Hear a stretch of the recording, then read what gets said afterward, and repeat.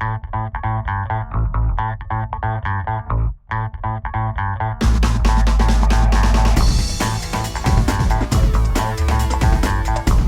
up, guys? This is the Otakunater here coming at you. This is actually my first video of 2017, so all of you are watching on YouTube or from the Nintendo's Gaming Lounge, how's it going? What's up? How you doing? And all that other good stuff. So as you guys know, for the past like week and a half and some change, there's actually been a lot of Nintendo announcements. We had Legend of Zelda, New Mario Odyssey, Fire Emblem announcements, and of course the Switch itself, the system, Breath of the Wild, I already said that one, Xenoblade, the Shin Megami Tensei series was also kind of teased, and just a whole bunch of great stuff. So I mean, that's just kind of what I'm here to talk about today. I mean, yeah, I know the internet has ranted and raved already about this stuff, but hey, who cares, man? I wanted to make a video, so I'm making one. But anyway, so a lot of cool stuff. I mean, of course, there's a lot of the games I'm excited for, but let's just go over, like, you know, a few basic ones, just kind of the ones everybody knows, the ones everybody's talking about. But, you know, just because I think this series doesn't get a lot of love, in my opinion, I mean, I personally think it's fucking awesome,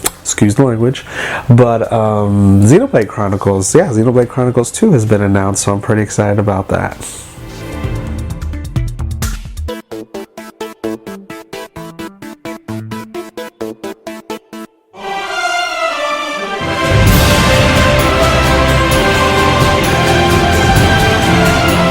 And of course, the Switch generation is going to be able to visit the awesome universe of Xenoblade Chronicles. And Xenoblade Chronicles 2, of course, it's Monolith Studios' Golden Child. And as you can see here, the anime art style is going to be a lot more heavily influenced this time than it was in previous generations, which I'm not surprised, because Monolith Studios is actually a bunch of Squaresoft, Square Enix guys that got together to make this studio.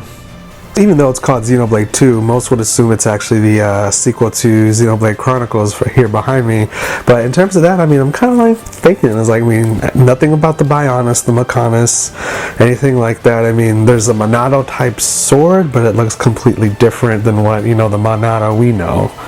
The last game in the series, Xenoblade Chronicles X, was actually more of a sci-fi game. Xenoblade 2 seems to go more in terms of the fantasy realm, but Xenoblade Chronicles X, as you can see here, was actually very sci-fi intense. I mean, it was definitely very, you know, modern bullets, guns, knives, swords, aliens, all that kind of thing, or xenoforms as they call them in the actual game itself.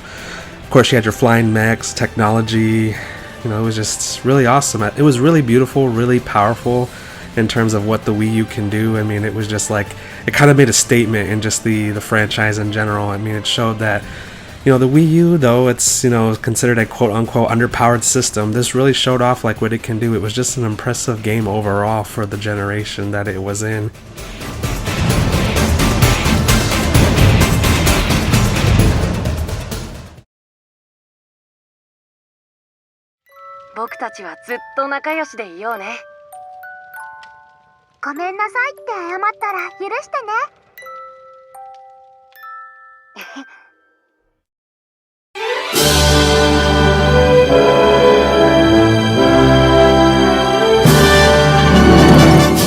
Even though I haven't finished the other Fire Emblem games, it looks like my backlog of this series is going to continue. That's right, guys, Fire Emblem Echoes is on its way this spring, which is a remake of Fire Emblem Gaiden, which is the second installment in the overall Fire Emblem franchise, and it actually set up the standard in terms of the grid-based gaming we know today.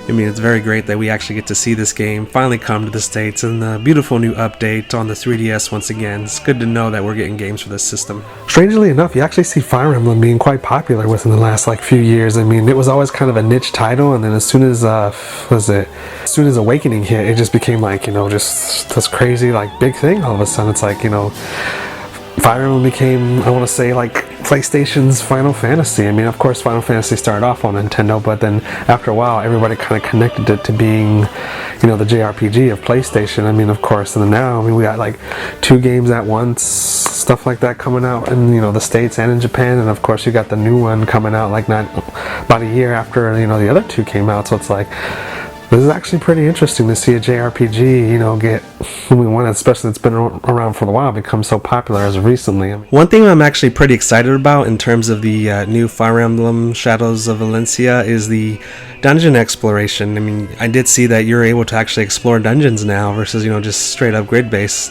That option will now be available. I'm guessing, with Tokyo Mirage Sessions FE, they were able to kind of experiment on that part, so I guess it did pretty well if they want to add it to their new game.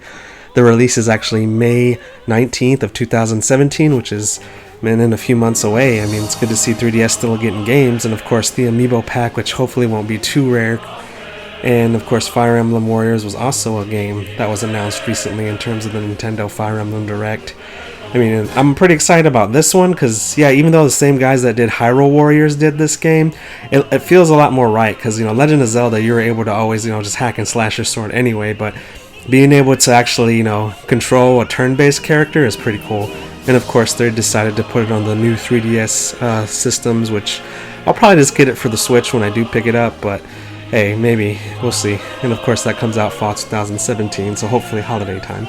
Fire Emblem Heroes. This was actually a pretty big shocker for me. I mean, there was rumors going around that they're going to put a Fire Emblem game on mobile, but to actually see it in action is actually pretty I don't know how I feel about this one. I mean, of course, I'm excited, but, to finally see, Nintendo games coming to cell phone. I mean, there's a bias, I'm not going to lie, but of course, my inner Nintendo fanboyism is not going to bypass an awesome cell phone game such as this one. I mean, it definitely looks and feels like it would be a cell phone game. I'm pretty excited to see what's going on with the series with it coming to cell phone. Of course, it's getting its spin-offs. I mean, I honestly hope that means back in the PS2 days and whatnot, PS1 as well, I guess, that was kind of like the era of JRPGs. Like some of the best ones I think I've ever played came from that era. So I'm hoping that these kind of help bring that awesome era of JRPGs back to the front line.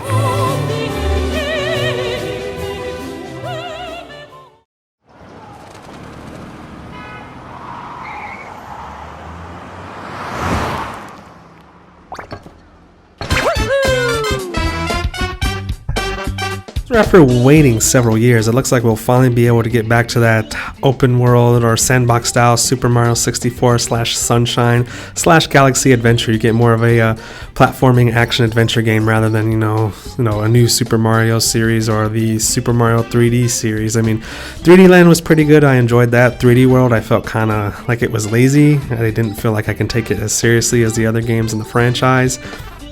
The Mushroom Kingdom looks a hell of a lot more interesting. I mean, what the one it did before, of course, Mario being in the real world is definitely something that's caused quite the controversy, so I'm interested in the story behind that. New villains and, of course, old villains, as you can see here. And, of course, our beloved Princess Peach once again gets captured. And Bowser, for whatever reason's in a tuxedo. Again, I feel like I can't really take him too seriously, but in this case, the gameplay looks awesome, as you can see by this new hat technique that he has. I mean, I think I can forgive that. Now, what I really like about Super Mario Odyssey is it actually returns to more of a sandbox-style gaming. Of course, you had Super Mario 64, which set the standard, Super Mario Sunshine, which was actually great, and of course the Super Mario Galaxy series, which wasn't as open world, but I mean, it was still cool in terms of features and the planets and everything. It was more unique, so it didn't have to necessarily be massively open world. But I kind of like how they're returning to that. That's definitely really good. I mean, I feel like they've been kind of lazy with the Wii U version in terms of Mario games, so I mean, I think they kind of got that feedback and are now stepping it up. Yeah!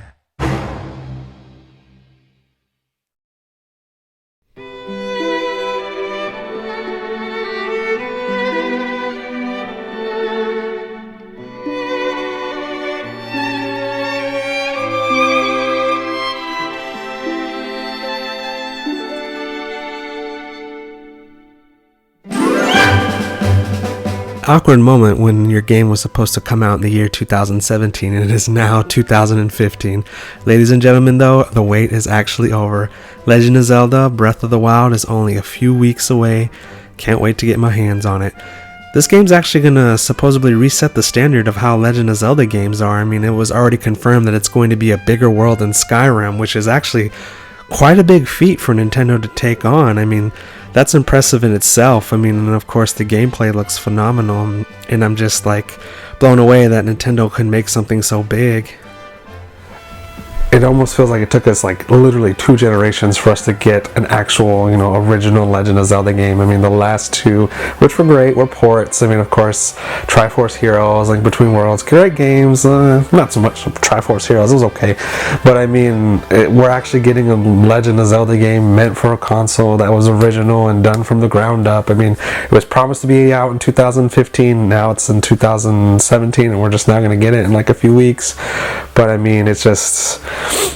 it feels like a longer wait than I've ever experienced with any Legend of Zelda main core title. I mean, Skyward Sword didn't come out for like, it was a 5-year development cycle as well, but it just feels a lot more satisfying to finally see Breath of the Wild and finally get this game to be able to play it in a few weeks on both Switch and Wii U, which is nice. I'm glad they didn't decide to just push it onto the Switch and say, that's it, we're done. I mean, send off the Wii U with one last big hoorah, one last big killer title. I think Nintendo did a good job with that. Good idea on that part anyway. With the returning of races from previous series and of course our beloved Princess Zelda herself, this is shaping up to be one hell of an adventure, one hell of a game, one hell of an experience. I'm very excited to play it, and I'm sure you are too.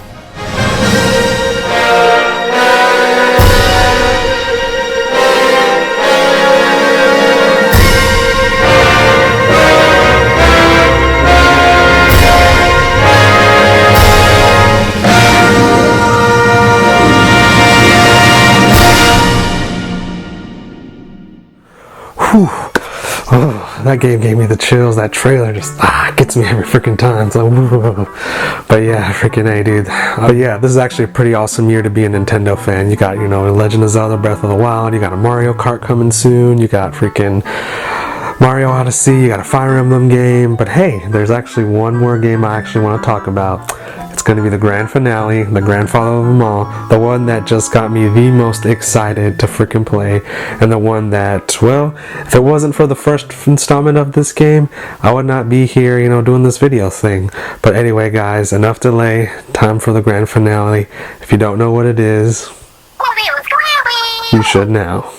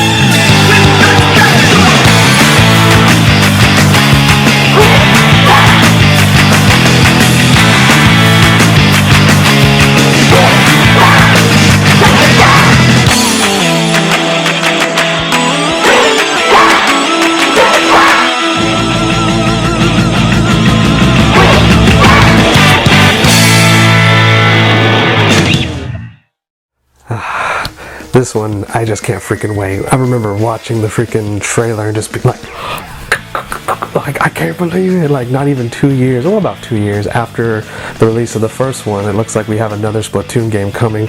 And I love the freaking first one, man. It is just phenomenal, fantastic. I mean, as you can see, I'm quite the fan of it.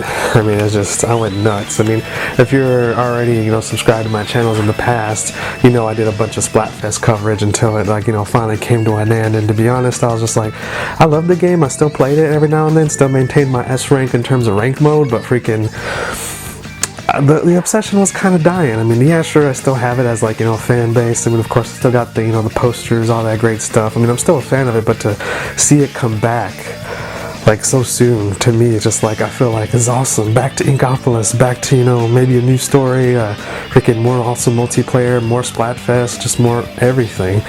I was just like so awesome, like excited about freaking Splatoon 2. It's just like I love all the games, even though some gave me chills. Some were like awesome, fantastic. This one was just the granddaddy of them all that just made me like squeal, like oh crap, like just go crazy.